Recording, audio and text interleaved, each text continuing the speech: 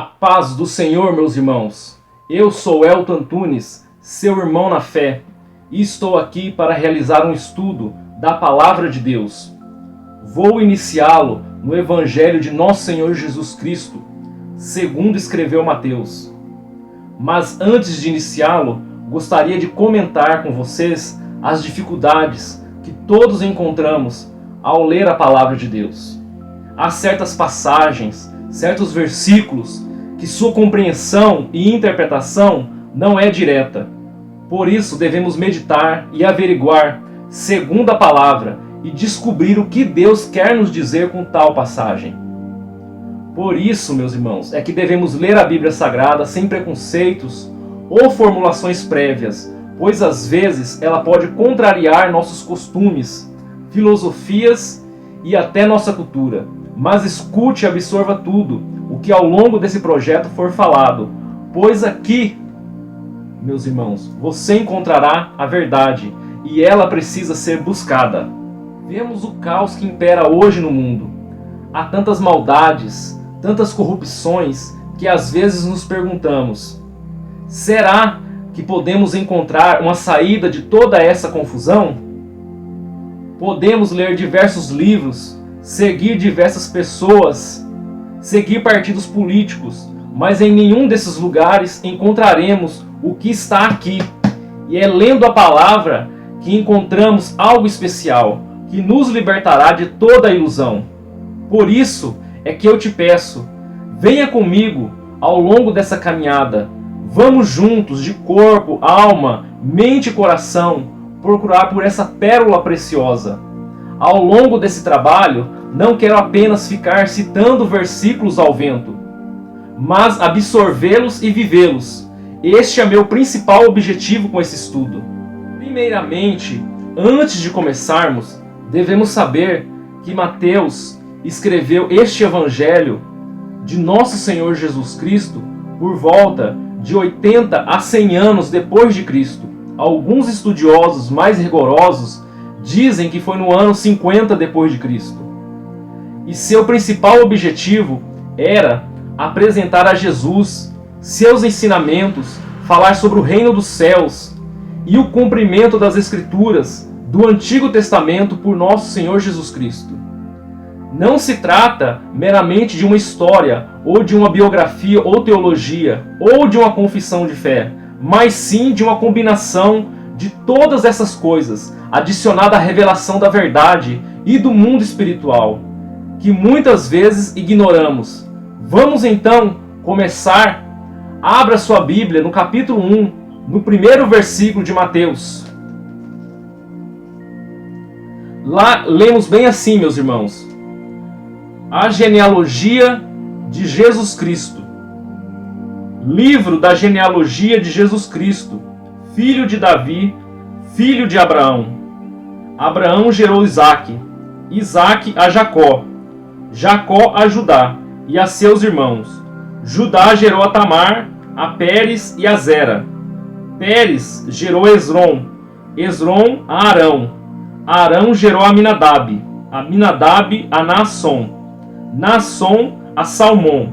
Salmão gerou Raabe e a Boaz. Este de Ruth gerou Obed, de Obed a Jessé. Jessé gerou ao rei Davi, e o rei Davi a Salomão, da que fora mulher de Urias. Salomão gerou a Roboão, Roboão a Abias, Abias a Asa. Asa gerou a Josafá, Josafá a Jorão, Jorão a Uzias. Uzias gerou a Jotão, Jotão a Acás, Acás a Ezequias. Ezequias gerou a Manassés, Manassés a Amon, Amon a Josias. Josias gerou a Jeconias e a seus irmãos, no tempo do exílio da Babilônia. Depois do exílio da Babilônia, Jeconias gerou a Salatiel, e Salatiel a Zorobabel. Zorobabel gerou a Abiúde, Abiúde a Eliaquim, Eliaquim a Azor. Azor gerou Sadoc, Sadoc a Aquim, Aquim a Eliú. Eliú gerou a Eleazar, Eleazar a Matã, Matã a Jacó. Jacó gerou a José, marido de Maria, da qual nasceu Jesus, que foi chamado o Cristo. De sorte que de todas essas gerações, desde Abraão até Davi, são 14. Desde Davi até o exílio na Babilônia, 14. E desde o exílio na Babilônia até Cristo, 14. Antes de iniciarmos, é importante salientarmos que 400 anos haviam se passado desde o último profeta a ser usado por Deus, que foi Malaquias. E também é muito importante saber que o povo judeu esperava ansiosamente pelo Messias, que o libertaria do Império Romano. Mas é claro, meus irmãos, que acreditamos que o Senhor sempre falou e nunca desamparou seu povo, nem o desamparará jamais. Roma, nessa época, garantia a paz de Israel, mas com opressão, escravidão, injustiças e imoralidades. E é por causa disso que o povo clamava por libertação. Ao começarmos a ler a palavra, estranhamos essa genealogia. Mas perceba que ela não foi colocada aqui de forma desnecessária, nem por vanglória, como faziam os reis e pessoas importantes do passado, tentando provar seu pedigree ou de onde veio. Ela mostra que Deus quer que certas coisas ocorram e que tudo no universo tem um propósito e que Ele está controlando tudo. Mateus quer com essa genealogia mostrar aos judeus de Antioquia, igreja para quem ele possivelmente enviou este evangelho, que Jesus participava da linhagem e que era membro escolhido do povo de Deus. Note que antigamente as genealogias eram importantes, pois mostravam a posição de cada cidadão na sociedade. Se ele poderia ser rei, se ele poderia ser sacerdote, se ele era até excluído dela. É o caso do rei Herodes, que possuía origem edomita e por isso mandou destruir todos os registros genealógicos de sua época. Hoje, nenhum judeu possui genealogia legítima. Todos os registros, segundo alguns historiadores, foram destruídos no ano 70 depois de Cristo, com a destruição do templo pelo Império Romano. Ao longo dessa genealogia, encontramos heróis na fé como Abraão, Isaac, Ruth, Davi. Vemos pessoas comuns como Naasron, Aquim, ímpios como Manassés, Abias. Vemos assim que a obra de Deus não é limitada por fracassos ou pecados humanos. Entendemos também que a providência divina atuou poderosamente, preservando a semente de onde nasceria seu filho, desde Abraão, onde ele disse lá em Gênesis, no capítulo 12, em ti serão benditas todas as famílias da terra. Se você já leu outros evangelhos, já deve ter percebido que há outra genealogia no livro de Lucas. E por isso, podemos traçar paralelas entre esses dois evangelhos, aonde Mateus traça a linhagem de Jesus a partir de José, Lucas a partir de Maria, mas os dois levam até o rei Davi, para quem Deus havia feito a promessa: e confirmarei o trono do seu reino para sempre, lá em 2 Samuel, no capítulo 7. Também podemos notar que Mateus vai até Abraão, pois ele escreveu aos judeus e queria ressaltar a origem de Jesus como pertencente ao povo escolhido. Já Lucas vai até Adão, pois ele escreveu aos gentios e queria mostrar que Cristo é o Salvador de toda a humanidade. É claro, pessoal, que nós hoje sabemos que tanto Mateus quanto Lucas escreveram seus evangelhos para nós, pois é através deles que conhecemos a Cristo e nos tornamos participantes de sua família.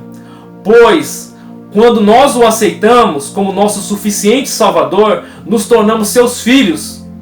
Vemos também em Mateus sua preocupação em apresentar Jesus como alguém que está cumprindo todas as profecias do Antigo Testamento e que ele é o Messias, ou seja, o ungido esperado.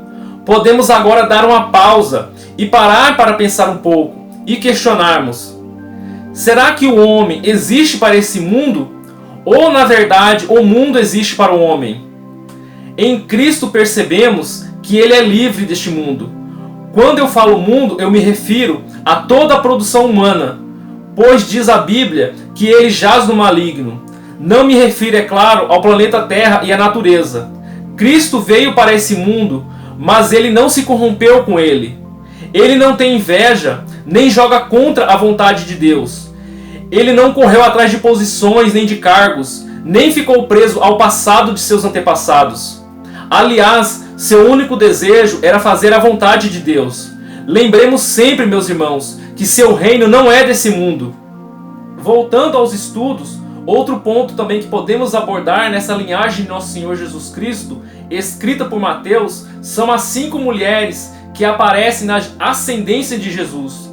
Vemos Maria, sua mãe, de origem judia, Tamar, que teve relações com seu sogro, que era de origem cananeia, Raabe, ex-prostituta, também de origem cananeia, que morava nas muralhas de Jericó. Ruth era moabita e se casou com Boaz, que dá à luz a Obed, avô de Davi. Batseba, mulher de Urias, que teve relações ilícitas com Davi, que lhe nasceu seu segundo filho, Salomão. Veja que dessas 5 mulheres, 3 estavam ligadas a problemas na área sexual. Passando para o próximo tópico, temos também a preocupação de Mateus em salientar os 3 blocos de 14 gerações. Segundo alguns estudiosos, isso tornava fácil a memorização. E havia algo até interessante, pois a palavra Davi no alfabeto hebraico, sua somatória é 14, aonde a palavra Davi é composta por DWD, onde D vale 4 e o W 6. Então, se somarmos tudo, temos 14. Há também outra coisa interessante para aqueles mais atentos ao estudo da palavra. Se somarmos os 3 ciclos de 14, isto é, 14 mais 14 mais 14, temos 42. 42 gerações até Cristo. Se formos lá no livro de Números e contarmos quantos acampamentos fez Moisés desde sua saída do Egito até chegarmos a Canaã, a terra prometida, dá exatamente 42 acampamentos, apontando para nós que desde a promessa de Deus a Abraão até Cristo, a sua genealogia com 42 membros. Enfim, há outro ponto que quero abordar, e que se somarmos de Abraão até Davi, temos 1000 anos. De Davi até o cativeiro na Babilônia, 400 anos. E do cativeiro babilônico até Cristo, 600 anos, dando 2000 anos. Antes eu achava que era daqui aquele ditado que o povo dizia, que é 2000 chegarás, mas não passarás, sobre o fim do mundo. Essa só é mais uma outra curiosidade. E não podemos, é claro, meus irmãos, saber quando Jesus Cristo voltará. É isso, pessoal, que eu queria passar para vocês. Chegamos ao fim desse primeiro estudo.